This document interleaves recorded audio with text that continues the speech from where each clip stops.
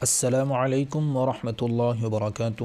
معزز ناظرین کرام، امید ہے کہ آپ حضرات خیر و عافیت سے ہوں گے۔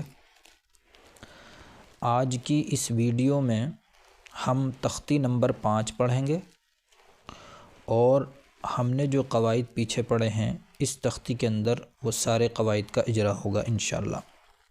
تو آج کی یہ ویڈیو پچھلے سبق کو بھی یاد کرانے کے لیے بہت یوزفل اور مفید ہوگی۔ چلیے شروع کرتے ہیں۔ بسم اللہ الرحمن الرحیم۔ یہ دیکھیے تختی نمبر 5 حرکات اور تنوین کی مشق، یعنی جو ہم نے حرکت کا قاعدہ پڑھا تھا اس کی بھی مشق ہوگی اس کے اندر، اور تنوین کی بھی مشق ہوگی جو تنوین کا قاعدہ پڑھا ہے۔ چلیے پہلے اس کی ہجے کر لیتے ہیں۔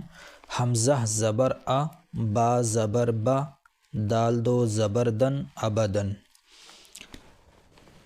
حمزہ زبر آ، حمزہ کیوں کہا اس کو؟ پہلے بھی بتایا تھا کہ اگر الف کے اوپر زبر زیر پیش یا سکون یعنی جزم آ جائے تو پھر وہ الف نہیں رہتا بلکہ حمزہ بن جاتا، اس لیے اس کو حمزہ کہا۔ دال دو زبر دن، الف کیوں نہیں پڑھا؟ پہلے بتایا تھا کہ یہ جو الف آتا ہے دو زبر والی تنوین کے ساتھ، یہ اس لیے آتا ہے کہ اگر آپ یہاں پر آیت کریں، وقف کریں، تب الف پڑھا جائے گا، ویسے نہیں پڑھا جاتا۔ اگر ہم آیت کر دیں تو یہ ابدا اس طرح پڑھا جائے گا، لیکن ہم آیت نہیں کریں گے کیونکہ یہاں پر آیت نہیں ہو رہی ہے، تو اس لیے دال دو زبر دن ابدن اس طرح پڑھیں گے۔ اب ہم اجرا کرتے ہیں۔ اجرا کرنے کا طریقہ یہ ہوگا کہ سب سے پہلے آپ سے معلوم کیا جائے گا حمزہ زبر آ، حمزہ پر کیا ہے؟ تو آپ کہیں گے حرکت۔ پوچھا جائے گا کون سی؟ تو آپ کہیں گے فتحے کی۔ پوچھا جائے گا تو حمزہ کیا ہو گیا؟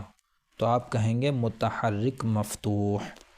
اس کے بعد ہے با زبر با، با پر کیا ہے؟ حرکت۔ کون سی؟ فتحے کی۔ تو با کیا ہو گیا؟ متحرک مفتوح۔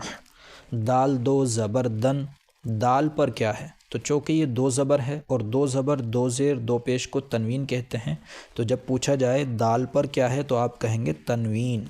کیوں؟ کون سی؟ فتحے کی، کیونکہ دو زبر ہیں تو فتحے کی کہیں گے۔ تو دال کیا ہو گیا؟ منون مفتوح، کیونکہ دو زبر دو زیر دو پیش جس حرف پر لگتے ہیں وہ منون بن جاتا ہے، اور اگر ایک زبر ایک زیر ایک پیش لگتا ہے تو متحرک بنتا ہے، اس لیے ہم نے کہا منون مفتوح۔ آگے چلیں گے۔ حمزہ زبر آ، حا زبر حا، آحا، دال دو پیش دن، آحدن۔ اب پوچھا جائے گا حمزہ پر کیا ہے؟ تو وہی جواب ہوگا حرکت۔ کون سی؟ فتحے کی۔ تو حمزہ کیا ہو گیا؟ متحرک مفتوح۔ حا پر کیا ہے؟ حرکت۔ کون سی؟ فتحے کی۔ تو حا کیا ہو گیا؟ متحرک مفتوح۔ دال پر کیا ہے؟ دال دو پیش دن، دال پر کیا ہے؟ تنوین۔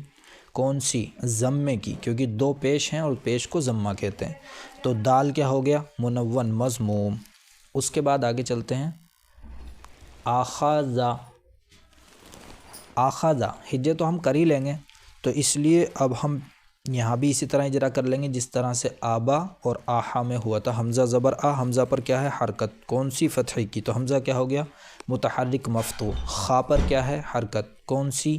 فتحے کی۔ تو خا کیا ہو گیا؟ متحرک مفتوح۔ زال پر کیا ہے؟ حرکت۔ کون سی؟ فتحے کی۔ زال کیا ہو گیا؟ متحرک مفتوح۔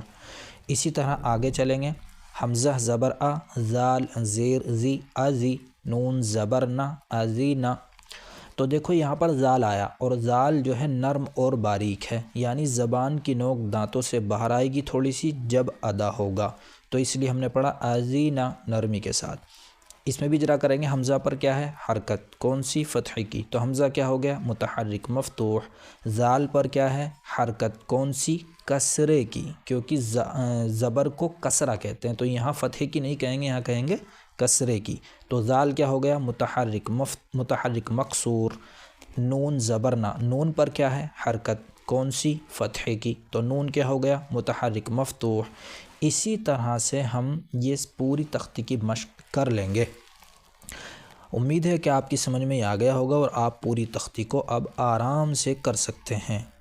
تو آپ یہاں تک آپ کو کرنا ہے، یہاں تک۔ اس کے بعد انشاءاللہ ہم اگلی ویڈیو کے اندر دوسرا قاعدہ پڑھیں گے، اس سے اگلا والا۔ امید ہے کہ آپ حضرات کی سمجھ میں یہ قاعدہ اور یہ مشق آئی ہوگی اور پچھلا بھی آپ کا ریوائز ہو گیا ہوگا، کیونکہ اس تختی کے اندر پچھلے قواعد بھی آ چکے ہیں۔ تو آپ حضرات محنت کرتے رہیے، انشاءاللہ 1 مہینے کے اندر یہ قاعدہ مکمل ہوگا اور آپ حضرات تجوید سے قرآن کریم کو پڑھنا سیکھ جائیں گے انشاءاللہ۔ السلام علیکم ورحمۃ اللہ وبرکاتہ۔